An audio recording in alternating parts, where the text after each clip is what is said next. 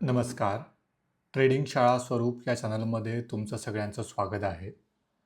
आजच्या व्हिडिओमध्ये आपण समजून घेणार आहोत, की स्टॉप लॉस म्हणजे काय? किंवा स्टॉप लॉस सेट करताना आपण तो कुठं सेट केला पाहिजे? किंवा तो स्टॉप लॉसची सेट कसा करावा आपल्या सिस्टममध्ये? आपण हे समजून घेणार आहोत. ओके. तर पहिल्यांदा स्टॉप लॉस म्हणजे काय आपण समजून घेऊ आणि स्टॉप लॉस का रिक्वायर्ड आहे? ओके.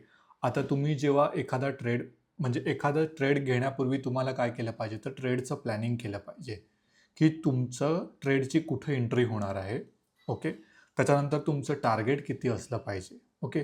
एंट्री आणि टार्गेट सोबत तुम्हाला तुमचा स्टॉप लॉसची पोझिशन माहिती पाहिजे. म्हणजे तुम्ही स्टॉप लॉस तुमचा कुठं ठेवणार. ओके. समजा तुम्ही 100ला तुम्ही एंट्री करत आहात, तर तुमचा स्टॉप लॉस कुठे आहे हे तुम्हाला माहिती पाहिजे. समजा तुम्ही 100ला एंट्री करत आहात आणि जर त्यांचा प्रिव्हियस लो किंवा प्रिव्हियस स्विंग जर 90च्या जवळपास असेल, तर तुमचा 90च्या जवळपास तुमचा स्टॉप लॉस राहील. म्हणजे तुमचा 10 पॉइंटचा स्टॉप लॉस आहे. ओके. आणि त्या 10 पॉइंटच्या स्टॉप लॉसनुसार तुमची पोझिशन साईज डिसाईड झाली पाहिजे. ओके. एकदा तुमची पोझिशन साईज डिसाईड झाली, ओके. आणि त्याच्यानंतर मग तुम्ही तिथं एंट्री केली पाहिजे आणि तुमचं टार्गेट कुठपर्यंत आहे, हे तुमचं प्रोजेक्टेड टार्गेट जे आहे किंवा तुम्ही 1:1 किंवा 1:2 नुसार जर तुम्ही टार्गेट घेत आहात, तर त्यानुसार तुमचं टार्गेट डिफाईन असलं पाहिजे. ओके.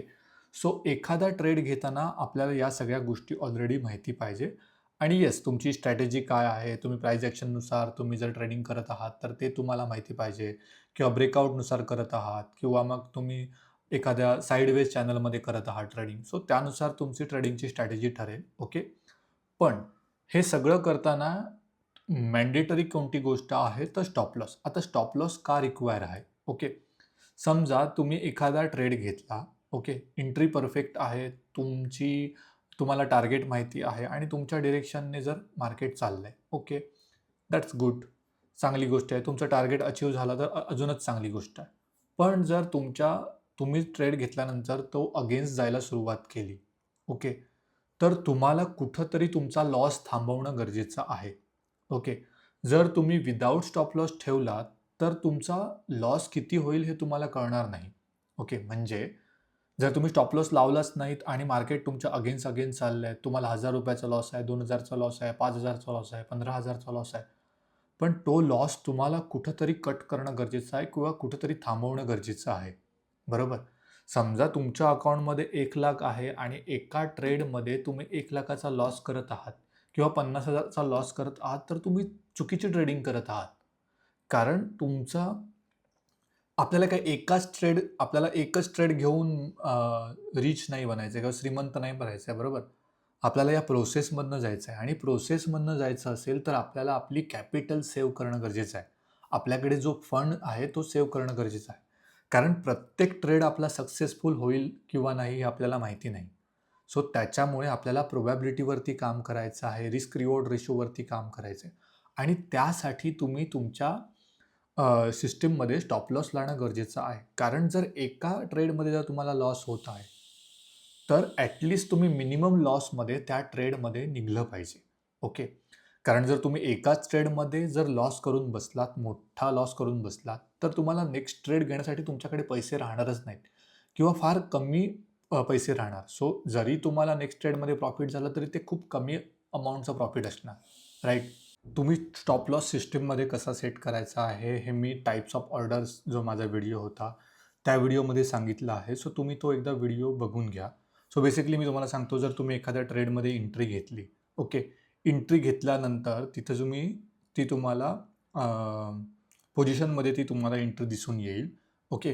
तिथं गेल्यानंतर तुम्हाला तिथं 3 डॉट असतात. त्या 3 डॉटवर जर एक्झिट केलात, तर एक्झिटमध्ये तुम्हाला तिथं ऑप्शन दिसतो तुमचा स्टॉप लॉस सेट करायचा. ओके. आता स्टॉप लॉस सेट करायच्या आधी तुम्हाला स्टॉप लॉस कसा डिसाईड करायचा आहे, म्हणजे तुम्ही एखाद्या स्ट्रॅटेजीनुसार जर स्टॉप लॉस घेत असाल, तर तुम्हाला त्याच्यामध्ये प्रिव्हियस लो किंवा प्रिव्हियस स्विंग कुठे आहे, ओके. किंवा जर तुम्ही एखाद्या ब्रेकआउटनुसार जर ट्रेड घेत असाल, तर त्याच्यामध्ये पण प्रिव्हियस लो किंवा प्रिव्हियस स्विंग कुठे आहे, त्याच्यानुसार तुम्हाला तुमचा स्टॉप लॉस सेट करायचा आहे. ओके.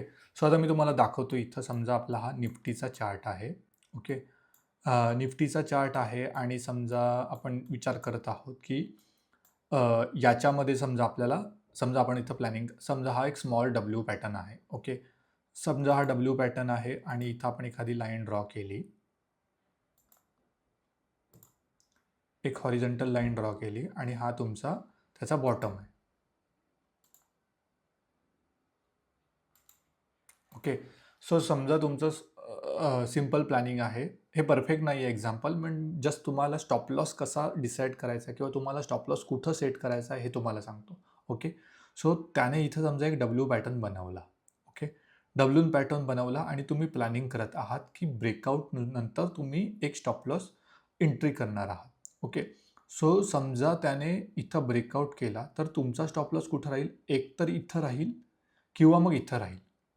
ओके, आता जर तुमचा स्टॉप लॉस राहिला, राईट, तर इथं जर तुमचा स्टॉप लॉस राहिला तर इथं जर तुमचा स्टॉप लॉस राहिला तर तुमची इथं रिस्क वाढते, बरोबर? रिस्क वाढली तर तुम्हाला तुमची पोझिशन साईज कमी करायची. ओके, हे नेहमी लक्षात ठेवा. सेम क्वांटिटी तुम्हाला प्रत्येक वेळी नाही घ्यायची आहे. तुम्हाला एखाद्या ट्रेडमध्ये लॉस किती होणार आहे, त्यानुसार तुमची पोझिशन साईज डिसाईड झाली पाहिजे. ओके, इथं जर तुमचा स्टॉप लॉस राहत असेल तर तुमची पोझिशन साईज जास्त राहील. ओके, सो तुम्हाला त्याच्यानुसार प्लॅनिंग करायचं आहे. आणि दुसरी गोष्ट म्हणजे अजून मी तुम्हाला एक एक्झाम्पल देतो. सो नेहमी तुम्हाला फाइंड करायचं आहे की प्रिव्हियस लो कुठे आहे किंवा प्रिव्हियस हाय कुठे आहे. त्याच्यानुसार तुम्हाला तुमचं ट्रेडिंगचं प्लॅनिंग करायचं आहे. ओके, समजा आपण इथं आता एक चॅनल दिसला समजा आपल्याला इथं. एक मी पॅरलल चॅनल घेतला.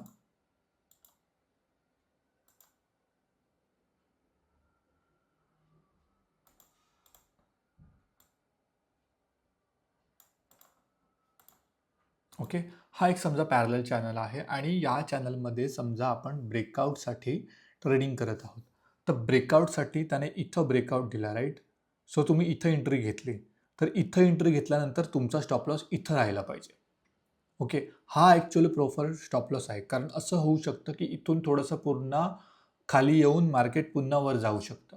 ओके, सो तुम्हाला प्रिव्हियस जो तुमचा लो आहे त्याच्या खाली किंवा जो प्रिव्हियस तुमचा जो स्विंग आहे त्याच्या खाली तुमचा स्टॉप लॉस तुम्हाला सेट करायचा आहे. ओके, आणि स्टॉप लॉस तुम्ही सेट करणं गरजेचं आहे. ओके, आणि याच्यानुसार मग तुमचं टार्गेट डिसाईड होईल. याची जेवढी साईज आहे किंवा जेवढी लेंथ आहे त्याच्यानुसार तुमचं टार्गेट डिसाईड होईल. ओके, आता मी तुम्हाला एक गोष्ट सांगतो की मी पोझिशन साईज कशी डिसाईड करतो किंवा काय, हे मी तुम्हाला एकदम शॉर्टमध्ये एक्सप्लेन करतो. म्हणजे हा माझ्यासाठी बनवलेला रूल आहे. तुम्ही तुमच्यानुसार तुम्ही तुमचे रूल डिफाईन करू शकता. ओके, आत्ता माझ्याकडे कितीचा फंड आहे? समजा माझ्याकडे 50,000चा फंड आहे. ओके, 50,000चा फंड आहे. मी प्लॅन करत आहे दिवसाला मी 2 ट्रेड प्लॅन करतो. ओके, 2 ट्रेड, जर 2 ट्रेड मी दिवसाचे प्लॅन करतो. जर मी 2 ट्रेडमध्ये जर लॉस झाला, 2 ट्रेड पर डे. ओके, जर मला या दोन्ही ट्रेडमध्ये जर लॉस झाला तर मी त्या दिवशी अजून तिसरा ट्रेड घेत नाही. ओके, मी हे माझं तुम्हाला ट्रेडचं मॅनेजमेंट सांगतो किंवा मी तुम्हाला ट्रेडचं प्लॅनिंग सांगत आहे.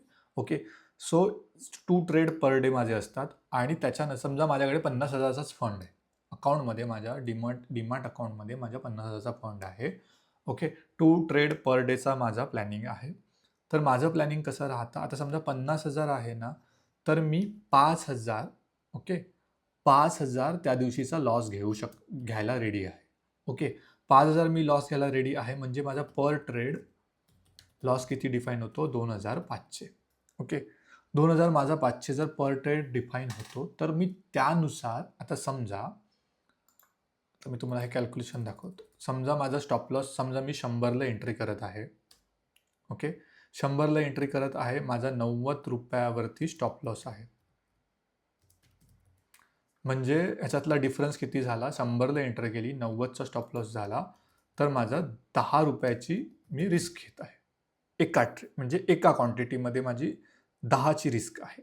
ओके, आता इंटू माझ्या जेवढ्या क्वांटिटी असतील तेवढ्या क्वांटिटी मी घेणार. म्हणजे आता समजा मला एका ट्रेडमध्ये जर 5,000चा लॉस झाला पाहिजे, तर मी इथे किती घेणार? 500 क्वांटिटी इथं मी बाय करणार.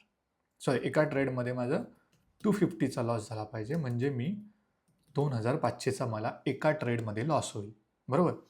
म्हणजे मी पुन्हा एकदा एक्सप्लेन करत आहे. माझ्याकडे 50,000 रुपयाचा फंड आहे. माझं प्लॅनिंग काय आहे, मी दिवसाला 2च ट्रेड घेणार आणि 2 ट्रेडमध्ये जर लॉस झाला, तर मी माझी सिस्टीम बंद करणार. आता या केसमध्ये असं पण होऊ शकतं, की एका ट्रेडमध्ये मला प्रॉफिट झालं आणि एका ट्रेडमध्ये मला लॉस झाला. ओके. जर मला एका ट्रेडमध्ये प्रॉफिट झालं आणि एका ट्रेडमध्ये लॉस झाला आणि जर मला त्याच दिवशी जर अजून एखादी अपॉर्च्युनिटी दिसत आहे, तर मी तिसरा ट्रेड घेऊ शकतो. ओके. जर अपॉर्च्युनिटी असेल तर. मी जबरदस्ती कधीच करत नाही. जर तिथं प्रॉपर एखादा पॅटर्न बनला आहे, कुठेतरी रिव्हर्सल आहे, तरच मी एंट्री करतो. ओके. कारण माझा अजून एक स्टॉप लॉस हिट झालेला नाही आहे. सो मे बी जर आपण तिसरा ट्रेड घेतला आणि त्या ट्रेडमध्ये जर प्रॉफिट झाला, तर आपल्याला 2 ट्रेड प्रॉफिटेबल राहतील आणि 1 ट्रेड लॉसमध्ये राहील. ओके. सो मग मी जर 2 ट्रेड घेणार आहे, तर माझा एका ट्रेडमध्ये 5,000चा मी लॉस घेत असतो. सॉरी 2 ट्रेडमध्ये माझा 5,000चा लॉस, म्हणजे पर ट्रेड माझा 2,500चा लॉस. 100 जर माझ्या एंट्री आहे, ₹100 ठिकाणी 100 जर प्राईजला माझी एंट्री आहे, ₹90 माझा जर स्टॉप लॉस आहे, तर याच्यातला डिफरन्स किती होतो? ₹10चा डिफरन्स होतो. तर मी ₹10चा लॉस इंटू किती क्वांटिटी, ही माझी 250 ही माझी पोझिशन साईज झाली. सो मी त्या एका ट्रेडमध्ये 250 क्वांटिटी घेणार. जर 250 क्वांटिटी 10 पॉईंटने 100ला एंट्री घेतल्यानंतर तर त्या खाली आल्या आणि जर 90ला येऊन जर माझा स्टॉप लॉस झाला, तर मला 2,500चा लॉस होईल, राईट. सेम मी सेकंड ट्रेडमध्ये करत असतो. सो माझं कॅल्क्युलेशन नेहमी असंच असतं. म्हणजे जर माझ्याकडे ₹1,00,000 जर असतील, ओके, तर 1,00,000साठी माझा पर ट्रेड लॉस किती राहील?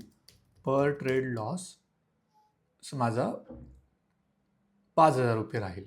ओके. सो माझं असं सो आता किती पर्सेंटेज होतात ते तुम्ही कॅल्क्युलेट करा, की पर ट्रेड तुमचे किती पर्सेंटेजचा तुम्ही लॉस घेता. पण डझंट मीन आता तुमच्या अकाउंटमध्ये 1,00,000 आहेत.